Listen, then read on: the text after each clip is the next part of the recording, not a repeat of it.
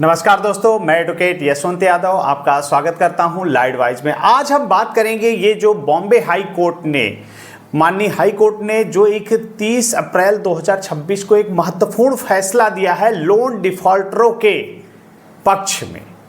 जो आर्बिट्रेशन की प्रक्रिया ये शुरू कर रहे हैं बैंक और एनबीएफसी, जो प्रक्रिया शुरू कर रहे हैं वो ODR platform online dispute resolve का जो प्लेटफॉर्म है, जो ऑनलाइन विवाद का समाधान करता है।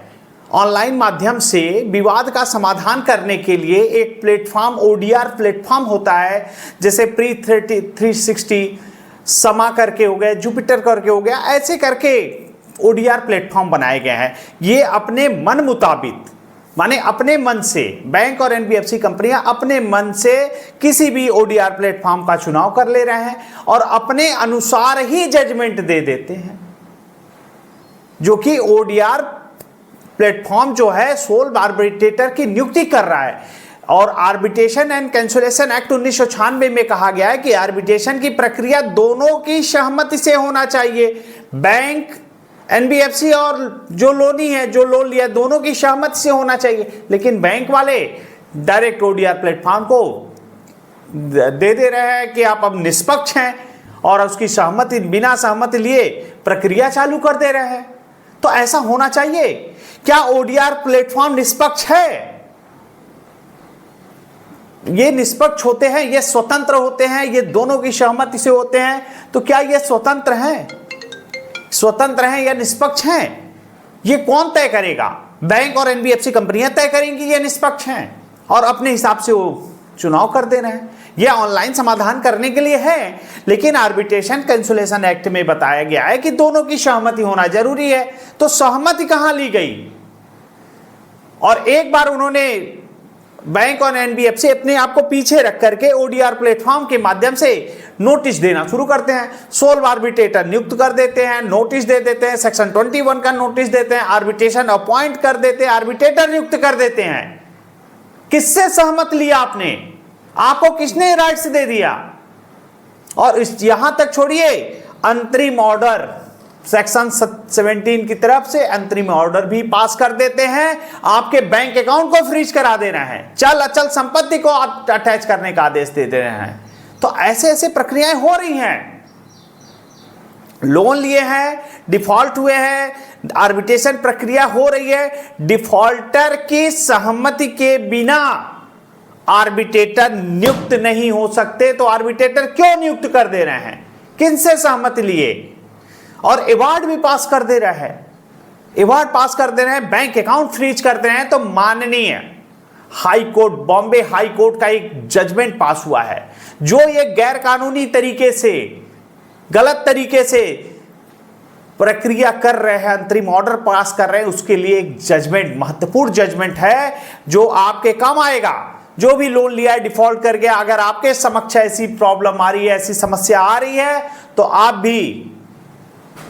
भी साफ साफ शब्दों में माननीय सुप्रीम कोर्ट के जजमेंट का हवाला देते हुए कंपनी को एक ड्राफ्ट दीजिए, ताकि आपके अकाउंट को अनफ्रीज किया जा सके, जो गैर कानूनी तरीके से है। एक अभी हाल में जजमेंट है DS textile versus IIFL private limited, और एक है Madhuram fabric versus IIFL finance limited. तो इसमें हुआ क्या? जजमेंट में इन्होंने सोल आर्बिट्रेटर तय कर दिया, ओडीआर के माध्यम से चुनाव कर लिया, ओडीआर को निष्पक्ष बता दिया, और ओडीआर ने उनको नोटिस दे दिया, अंतरिम ऑर्डर दे दिया, यहां तक अंतरिम ऑर्डर सेक्शन 17 का भी नोटिस दे करके उनके बैंक अकाउंट को फ्रीज कर दिया। तो ये कोई ओडीआर कंपनी ऐसा जो कर रही है, तो इसमें निष्पक्षता कितनी है? बैंक और एनबीएफसी ओडीआर को निष्पक्ष मान रहे हैं। यदि वो निष्पक्ष और पारदर्शी मान रहे हैं कि ये पूरी तरह से सही है, तो उसमें लोनी की सहमति लिए आपने। तो जजमेंट में साफ साफ कहा गया, क्या आपने बैंक और एनबीएफसी कंपनियां लोनी से सहमति लिया? दोनों पक्षों की सहमति हुई? अगर नहीं सहमत हुई, नहीं है, तो सभी लोग, जैसे आप अंतरिम ऑर्डर पास कर दिए, ये तो हाई कोर्ट चले गए, लेकिन सब लोगों का हाई कोर्ट जाना संभव नहीं है। तो इसलिए इस जजमेंट का हवाला देते हुए आप इनको बता सकते हैं कि आर्बिट्रेशन की प्रक्रिया दोनों की सहमति से होना चाहिए। यहां तक ही छोड़िए, आर्बिट्रेशन की प्रक्रिया सहमति के बगैर जो ये अवार्ड पास कर दे रहा है वो भी शून्य माना जाएगा।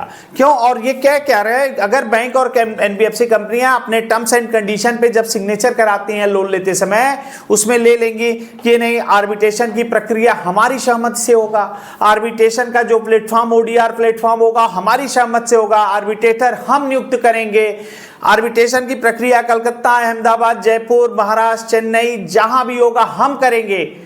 तो ऐसे नहीं होता है जो प्रक्रिया है। अगर आप क्लॉज में ये भी लिख ले, यदि आपने लोन लिया डिफॉल्ट हो गया नहीं दे पाएंगे तो आपके हाथ काट लिए जाएंगे, ये तो ये भी लिख सकते हैं ना बैंक और एनबीएफसी, आपके हाथ काट लिए जाएंगे। तो क्या ये लॉफुल है? नहीं है, लॉफुल नहीं है। यदि आपने लोन लिया है डिफॉल्ट कर गया नहीं दे पा रहे हैं तो उनके टर्म्स एंड कंडीशन पे एग्रीमेंट पे आपने परमिशन दे दिया या सिग्नेचर कर दिया तो वो लॉफुल नहीं हो गया।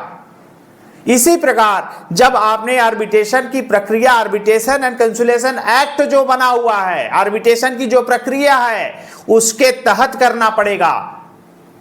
अगर आपको ओडीआर आपने बैंक एनबीएफसी ने ओडीआर को नियुक्त कर दिया और ओडीआर को अपने पीछे होकर के ओडीआर से नोटिस पे नोटिस भिजवा करके अवार्ड भी पास कर दे रहे हैं, अंतरिम ऑर्डर पास कर दे रहे हैं, ऐसा नहीं है। अगर दोनों की सहमति नहीं है तो माननीय हाईकोर्ट खुला हुआ है, दोनों पक्ष जाए हाईकोर्ट जाए। बैंक और एनबीएफसी हाईकोर्ट से नियुक्त कराया आर्बिट्रेटर, जो लॉफुल होना चाहिए।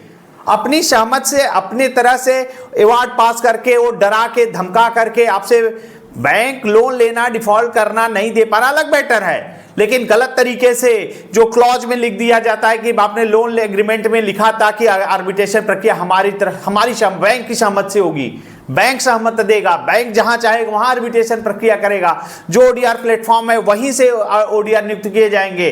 अगर ऐसा लिख दे रहा है वो लॉफुल नहीं है। अगर वो बैंक और एनबीएफसी लिख दे कि आपने लोन लिया डिफॉल्ट करके आप नहीं दे पा रहे हो, आपके हाथ काट लिए जाएंगे, तो ये लॉफुल नहीं है, हाथ नहीं काट सकते। उसी तरह ये जो मनमानी चल रही है बैंक और एनबीएफसी कंपनियों की, जो अपने से ही आर्बिट्रेटर नियुक्त कर दे रहे हैं, सोल आर्बिट्रेटर नियुक्त कर दे रहे हैं, अवार्ड पास कर दे रहे हैं, अंतरिम अवार्ड पास कर दे रहे हैं, यहां तक कि बैंक अकाउंट भी फ्रीज कर दे रहा है।